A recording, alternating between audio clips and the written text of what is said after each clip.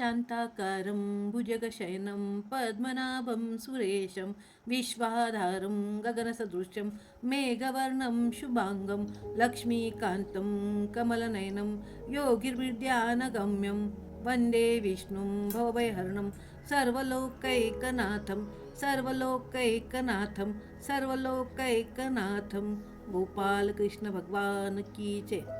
आजपासून आपण अधिक मास पोथीला सुरुवात करीत आहोत. अधिक मास म्हणजे काय हे आपण सुरुवातीला पाहूयात. सर्वसामान्यपणे 3 वर्षांनी अधिक मास येतो. चैत्रापासून फाल्गुनपर्यंत 12 महिन्यात 355 दिवस येतात आणि इंग्रजी कॅलेंडरप्रमाणे किंवा नक्षत्राप्रमाणे सौर वर्षाचे दिवस 365 असतात.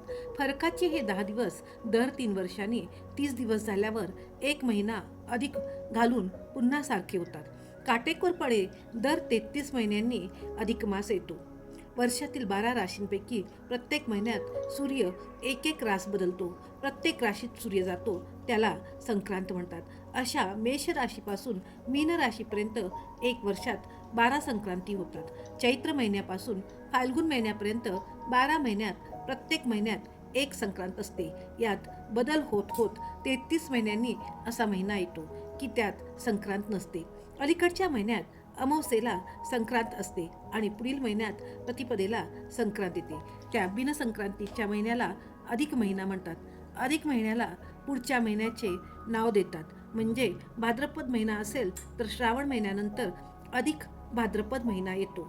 अधिक महिना मोठ्या पर्वाप्रमाणे असतो व त्या महिन्यात धार्मिक कृत्ये करतात. अधिक मास महात्म्य वाचतात. अधिक मासाची जन्मकथा.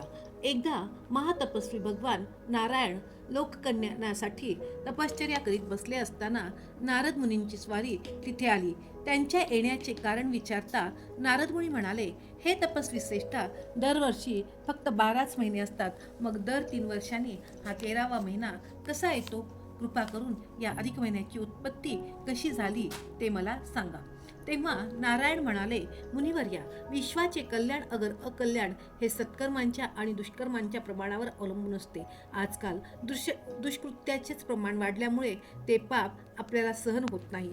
अशी 12ही महिन्याची केव्हापासूनची तक्रार होती. त्या पापाचे जड ओझे 12 महिन्यांच्या पोटात मावेनासे झाले. आपला पापभार तेवढा कमी केला, परंतु 12ही महिन्यांनी काढून टाकलेल्या त्या पापभागापासून 13वा महिना म्हणजेच अधिक मास उत्पन्न झाला. तो पापमय असल्याने त्याला मलिन मास किंवा मलमास असे नाव पडले. पुढे विष्णूच्या आणि पुरुषोत्तम श्रीकृष्णाच्या आशीर्वादाने तो मलमास पवित्र पुरुषोत्तम मास बनला. या अधिक मासात तीर्थयात्रा, तीर्थस्नान, दानधर्म, उपास, पूजा अर्चा, जप वगैरे धर्माचरण केल्याने पुण्य लाभ होऊन जीवनाचे सार्थक होते आणि पुरुषोत्तम व्रताने जीवन सुखमय, शांतिमय आणि समृद्धिमय बनते.